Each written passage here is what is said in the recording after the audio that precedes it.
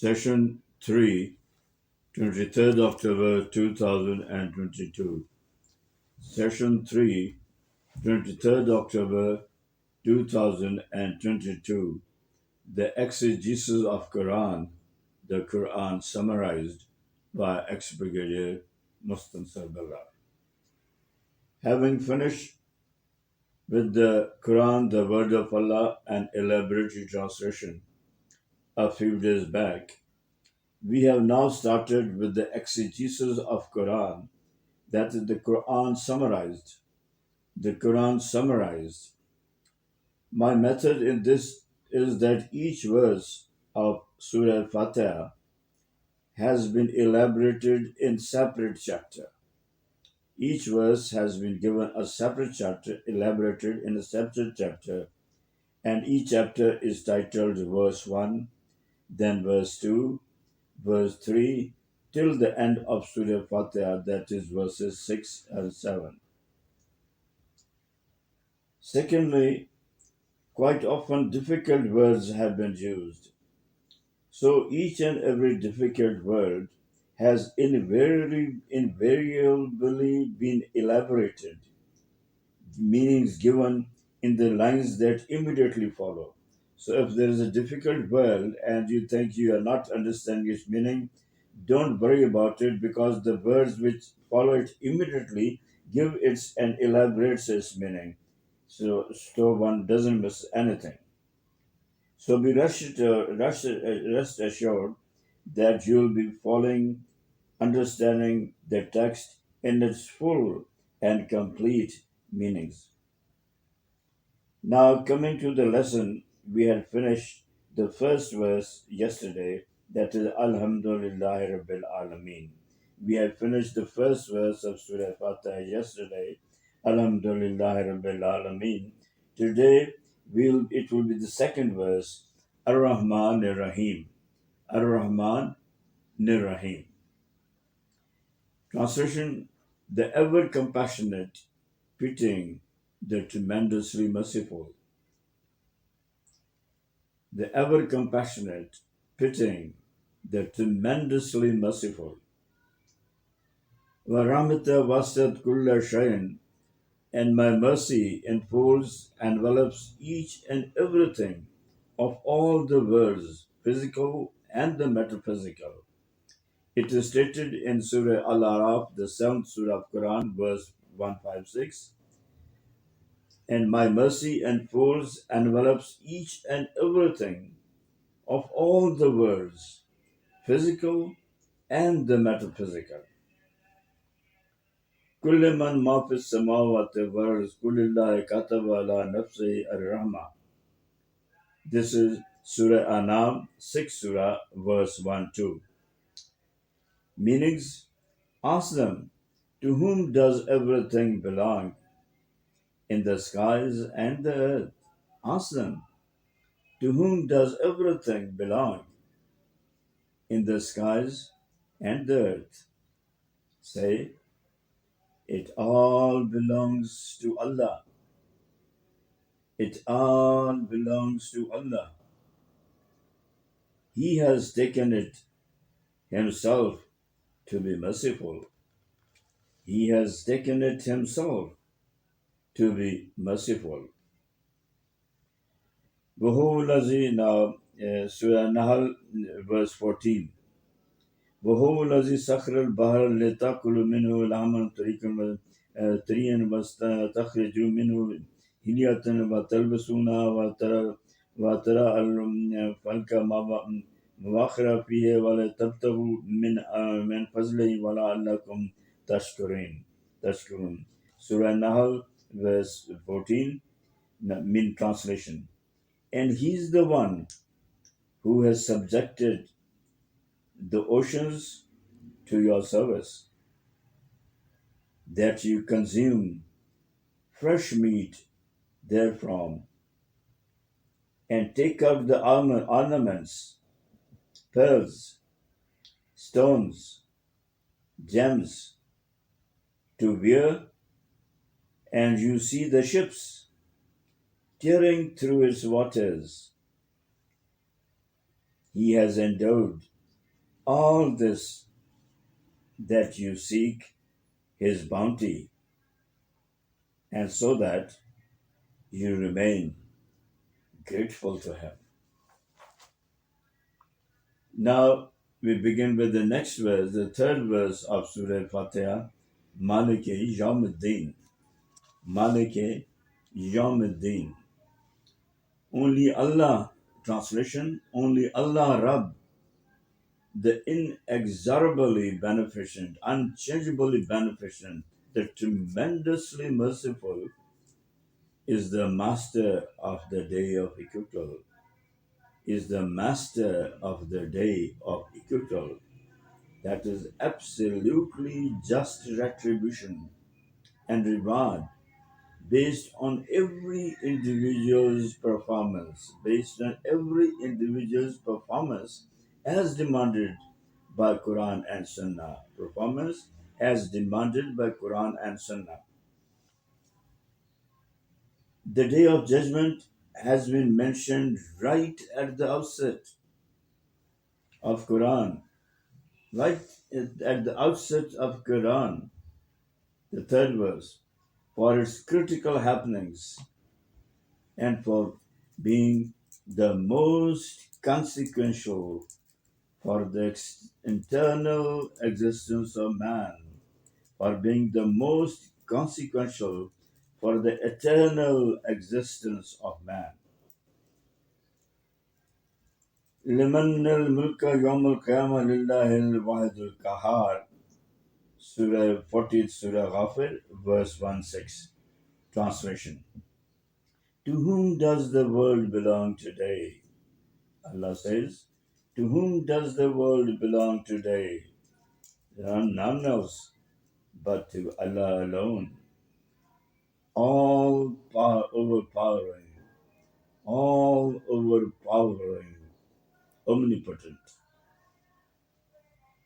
Cosmos is the outcome of Allah's Rahmah, that is love, affection, blessing, favor, mercy, and is structured that man may use it to his benefits within the bounds, limits laid by the Creator, for he will be held accountable for his deeds.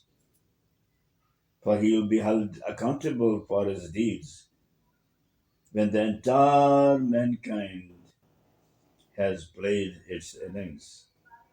When the entire mankind has played its innings on the day of judgment. Allah therefore gives every individual enough freedom and enough time and often opportunities to take his decisions with an open mind, to take his decisions with an open mind and perform according to his will. Sometimes such a duration is seemingly overextended so that the righteous may consolidate his deeds. Sometimes such a duration is seemingly overextended so that the righteous may consolidate his deeds based on fear of Allah. And the disbeliever, the misdirected, agnostic, sinful, given ample opportunity to retract if at any stage he takes time to ponder. If at any stage he takes time to ponder, reevaluate his options in the framework of the purpose of his being created, in the framework of the purpose of his being created. The believers are directed to create a harmonious global environment. The believers are directed to create a harmonious global environment wherein mankind may be free to exercise the choice of selecting the straight path, and wherein the believers are not marginalized by satanic elements among the mankind, and wherein the believers are not marginalized by satanic elements among the mankind. The disbelievers often become the source of testing the faith of the believers. The disbelievers often become the source of testing the faith of the believers. Allah shall decide about their eternal fate on absolute merit on the day of judgment. Allah shall decide about their eternal fate on absolute merit on the day of judgment. وإذا قرأت القرآن جعلنا بينك وبين الذين لا يؤمنون بالآخرة حجاجا مستورا وجعلنا على قلوبهم أكنة أن يفقهوا وفي آذانهم وقرا وإذا ذكرت ربك في القرآن وعده ولوا على أدبارهم نفورا. This was Surah Bani Israel, the 17th Surah, verse 45-46 verses. And when you recite the Quran, translation now, and when you recite the Quran, we put an invisible barrier between you and those who do not believe in the hereafter. We keep their hearts curtained off and make them hard of hearing, so that they don't comprehend it. When in Quran you mention the oneness of your Rabb, they turn their backs in disgust. When in Quran you mention the oneness of your Rabb, they turn their backs in disgust. That was the translation of Surah Bani Israel 17, 45, 46 surahs. Now, the visualization of having to stand before Allah, the Almighty, and the fear of accountability would make any individual listen the rightful message and make him accept the right, the truth. Contrariwise, those whose hearts are bereft of this conception can't be expected to follow the righteous path and accept the right as revealed by Quran. The Quran states, وَالَّذِينَ كَذَّبُوا بِآيَاتِنَا وَلِقَاءِ الْآخِرَةِ حَبِطَتْ أَعْمَالُهُمْ وَيُجْزَوْنَ إِلَّا كَانُوا يَعْمَلُونَ. Surah Al-Araf, Surah 147.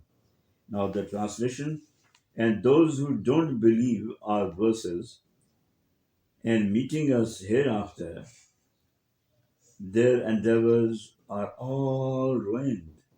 And those who do not believe our verses and meeting us hereafter, their endeavors are all ruined. Should they be rewarded? But as they sow, so shall they reap. Should they be rewarded? But that as they sow, so shall they reap. Elaboration. The question is, why do people fail to be logical, rational, sensible when it comes to spiritual matters? The question is, why do people fail to be logical, rational, sensible when it comes to spiritual matters? Time and again, Allah asks man to think with an open mind. Quran is replete with such directions, asking people to ponder. Go around, see the world, the manifestations of Allah, to think, evaluate, take the right decision independently, for there is no compulsion in matters of faith. None has the right to impose his ideology or culture on others, directly or insidiously.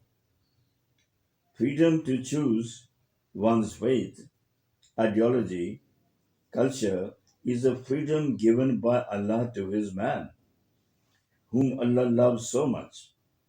It forms one of the basic human rights which none has the license to usurp.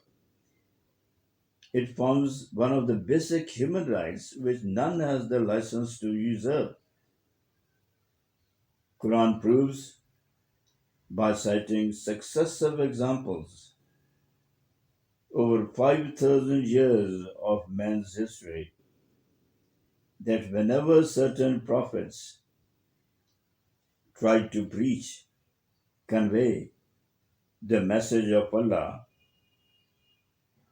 the societies not only repudiated, rebuked, disgraced, humiliated them, rather used force, manhandled, and persecuted them along with their few followers. وإبراهيم إذ قال لقومه اعبدوا الله واتقوه ذلكم خير لكم إن كنتم تعلمون. Surah Ankabut 29 Surah verse 16 translation.